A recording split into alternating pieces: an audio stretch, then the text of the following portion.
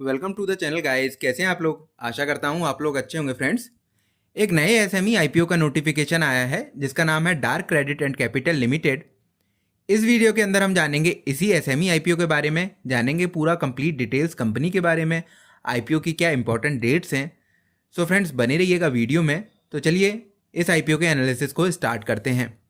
तो जो ये आईपीओ है dark credit and capital limited, ये ओपन होगा 21 मई 2025 को, क्लोज होगा 23 मई 2025 के दिन। प्राइस बैंड आपको देखने को मिलेगा 57 रुपीज़ से 60 रुपीज़ पर शेयर का।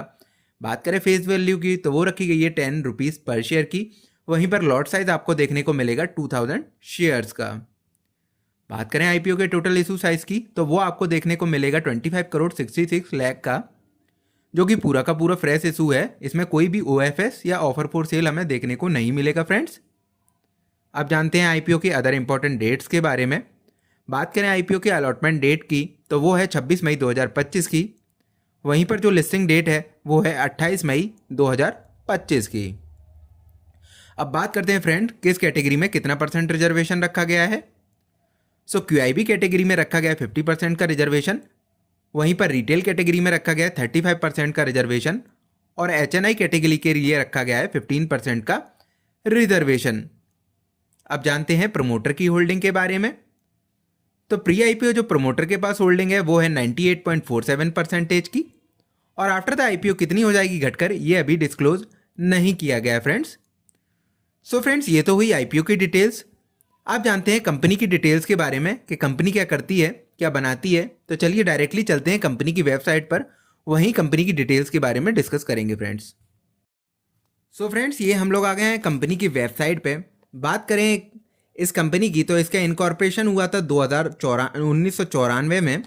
बेसिकली ये एक एनबीएफसी कंपनी है, यानी कि जो नॉन बैंकिंग फाइनेंशियल कंपनियां होती हैं, यानी कि जो कि लोन्स प्रोवाइड करती हैं, है ना। जैसे बैंक्स वगैरह भी लोन प्रोवाइड करती हैं, या बैंक के बजाय अदर जो कंपनियां लोन प्रोवाइड करती हैं उनको हम एनबीएफसी कहते हैं। बजाज फाइनेंस के बारे में आप सभी ने सुना होगा, वो भी एक बड़ा एनबीएफसी कंपनी है।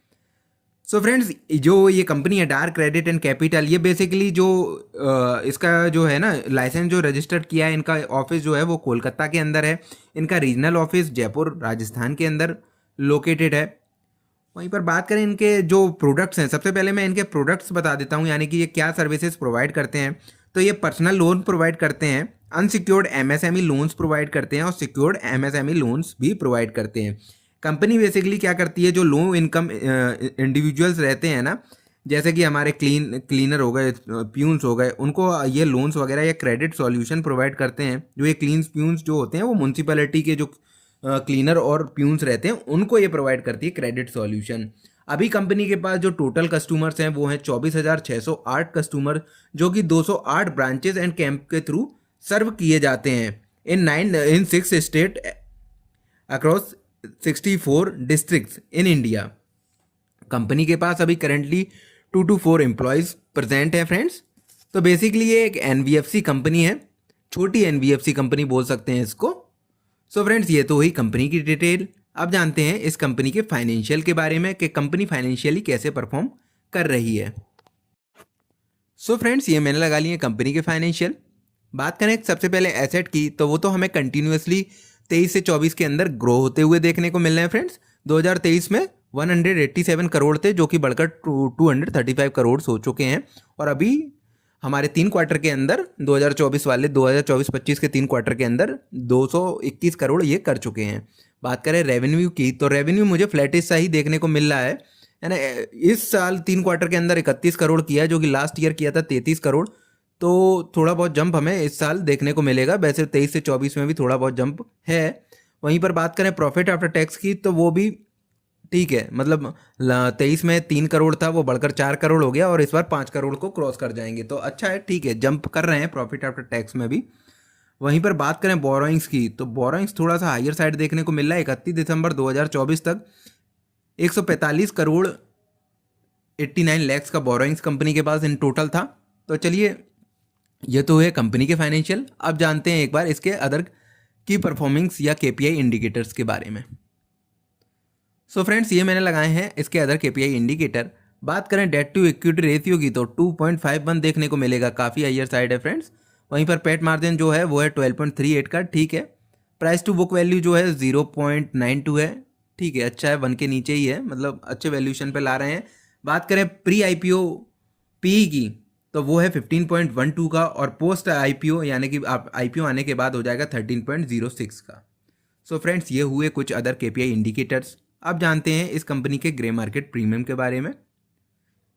सो फ्रेंड्स, करेंटली इसका जीएमपी 12 रुपीज़ का चल रहा है, यानी कि अगर आपने आईपीओ के रिटेल कैटेगरी में एक लॉट के लिए अप्लाई किया तो आपको 20% का मुनाफा देखने को मिलेगा, है ना फ्रेंड्स। ये जैसे कि एसएमई में तो एक ही सिंगल लॉट लगता है रिटेल के अंदर, यानी कि आपको 24,000 रुपये का प्रॉफिट देखने को मिलेगा फ्रेंड्स एक लॉट के ऊपर। सो फ्रेंड्स, ये हुई आईपीओ और कंपनी की डिटेल्स। अब आते हैं हमारे फाइनल क्वेश्चन पे कि हमें आईपीओ में जाना चाहिए या नहीं जाना चाहिए। सो फ्रेंड्स, देखिए, ये एक एसएमई आईपीओ है, और जो ये कंपनी है वो एक एनबीएफसी है जो कि सिक्योर्ड अनसिक्योर्ड दोनों लोन प्रोवाइड करती है, और काफ़ी लो जो इनकम सोर्स वाले एम्प्लॉयज़ होते हैं उनको भी प्रोवाइड करती है।